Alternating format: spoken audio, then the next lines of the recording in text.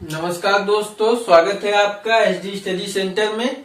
जी हाँ दोस्तों, आज हम बात करेंगे संधारित्र ही चैप्टर को आगे बढ़ाते हुए संधारित्र की धारिता क्या होती है और उसको कौन कौन से कारक प्रभावित करते हैं। ठीक है यानी कैपेसिटेंस ऑफ कैपेसिटर, यानी संधारित्र की धारिता किससे प्रदर्शित करते हैं? सी से।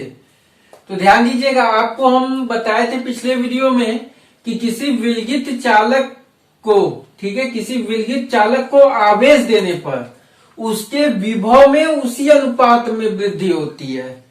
यदि किसी विलगित चालक को Q आवेश दिया जाए तो उसके विभव में कितना वृद्धि हो रही है? V। तो क्या लिखा जाएगा? Q is proportional to V। फिर यहां से आप लिख सकते हैं Q बराबर CV। चूंकि यह वाला चिन्ह जब हटता है तो उसकी जगह एक नियतांक आता है, तो यहां से आपको मिलेगा C बराबर Q बटा के V। Q क्या था? चालक को दिया गया आवेश, चालक को दिया गया आवेश ठीक है। और V क्या है? चालक के विभव में होने वाली वृद्धि। जो Q आवेश दिया जा रहा है तो उसके कारण जो विभव में वृद्धि हो रही है वो है चालक के विभव में होने वाली वृद्धि, होने वाली वृद्धि। तो C बराबर यहां से क्या हो जा रहा है? Q बटा के V, यानी चालक को दिया गया आवेश तथा चालक के विभव में होने वाली वृद्धि का जो अनुपात होता था उसी को क्या कहते हैं? धारिता कहते हैं। जब संधारित्र की धारिता की बात आती है तो संधारित्र की परिभाषा को आप ध्यान में रखिए।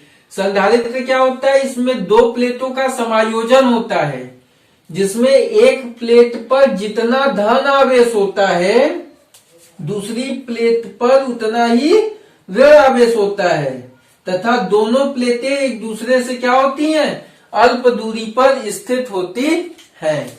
ठीक है, यानी संधारित्र की परिभाषा कई तरीके से दी जाती है। ऐसे भी दी जाती है कि संधारित्र दो प्लेटों का ऐसा समायोजन होता है जिसका आकार परिवर्तित किए बिना उसमें आवेश की पर्याप्त मात्रा को संचित किया जा सके। ठीक है, तो अगर मान लीजिए इस प्लेट पर प्लस Q आवेश है तो इस प्लेट पे कितना आवेश रहेगा? माइनस Q आवेश। ठीक है, अगर इस प्लेट पर प्लस Q आवेश है तो इस प्लेट पे कितना आवेश रहेगा? माइनस Q आवेश। और जो संधारित्र की प्लेटों के बीच का विभवांतर है उसको कितना ले रहे हैं? V। तो जब संधारित्र की धारिता की बात करेंगे तो यहाँ पे सिर्फ Q का मतलब हो जाएगा कि संधारित्र की किसी एक प्लेट पर, संधारित्र में कितने प्लेट होते हैं? दो। संधारित्र की किसी एक प्लेट पर उपस्थित आवेश। Q का क्या मतलब हो गया? किसी एक प्लेट पर उपस्थित आवेश। ठीक है, V का क्या मतलब है? संधारित्र की प्लेटों के बीच का विभवांतर, प्लेटों के बीच का विभवांतर। तो यहां से आप बोलेंगे क्या कि संधारित्र की किसी एक प्लेट पर उपस्थित आवेश और संधारित्र के प्लेटों के बीच के विभवांतर के निष्पत्ति को या अनुपात को ही क्या कहते हैं? संधारित्र की धारिता कहते हैं। संधारित्र के किसी एक प्लेट पर उपस्थित आवेश तथा संधारित्र की प्लेटों के बीच के विभवांतर के अनुपात को हम लोग क्या कहते हैं? संधारित्र की धारिता कहते हैं। ठीक है, अब आपको ये जानना है कि संधारित्र की धारिता को कौन कौन से कारक प्रभावित करते हैं। ठीक है, तो संधारित्र की धारिता को प्रभावित करने वाले कारक, प्रभावित करने वाले कारक, तो ध्यान दीजिएगा कौन कौन से कारक प्रभावित करते हैं। संधारित्र की धारिता को उसके प्लेटों का क्षेत्रफल प्रभावित करता है, प्लेटों का क्षेत्रफल। ठीक है, यानी C is proportional to A होता है, यानी संधारित्र की जो धारिता होती है वो प्लेटों के क्षेत्रफल के अनुक्रमानुपाती होती है। इसका क्या मतलब हुआ कि जो संधारित्र की प्लेटों का जो क्षेत्रफल है अगर उसको बढ़ा दिया जाए तो संधारित्र की जो धारिता होगी वो क्या हो जाएगी? बढ़ जाएगी। क्योंकि धारिता जो है प्लेटों के क्षेत्रफल के अनुक्रमानुपाती है, यानी जैसे ही धारिता अगर आपको बढ़ाना है तो आप प्लेटों के क्षेत्रफल को क्या करिए, बढ़ा दीजिए।